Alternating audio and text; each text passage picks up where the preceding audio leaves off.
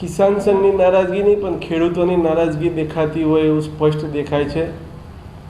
ભારતીય કિસાન સંઘે એની વિશેષ કારોબારીની બેઠક બોલાવી હતી. એની અંદર દરેક જિલ્લાના પ્રમુખ મંત્રી, કોષાધ્યક્ષ અને તાલુકાના પ્રમુખ મંત્રીશ્રીઓ ઉપસ્થિત હતા.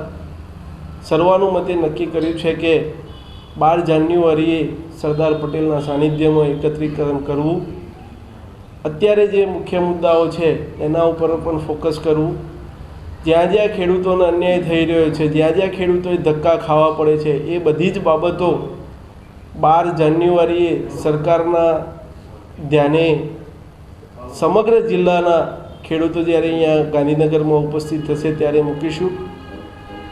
મુખ્ય મુદ્દાઓ છે વીજ લાઇનનો પ્રશ્ન હોય, ટાવર લાઇનનો પ્રશ્ન હોય, ખાતર ના મળવાનો પ્રશ્ન હોય, ખાનગી કોલેજોને માન્યતા આપી અને યુનિવર્સિટીના વિદ્યાર્થીઓ સાથે અન્યાય કરવાની બાબત હોય, ICRના નોર્મ્સ પ્રમાણે જે કોલેજો ખોલવાની મંજૂરી આપવાની વાત હતી એને વાતને વિસંગતતા કરી અને વર્તમાનની અંદર જે ખાનગી કોલેજો છે એના વિદ્યાર્થીઓને પણ યુનિવર્સિટીના MSCની અંદર એડમિશન આપવાની બાબત હોય, આ બધી બાબતોથી ખેડૂતો ખૂબ પરેશાન છે.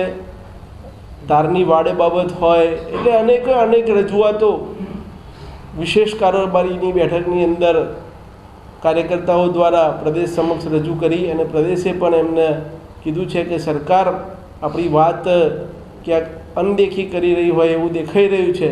તો એ વાતને ઉજાગર કરવા માટે 12 જાન્યુઆરીએ સરદાર પટેલ સાહેબના સાનિધ્યમાં સમગ્ર ગુજરાતભરથી ખેડૂતો એકત્રીકરણ થવાના છે.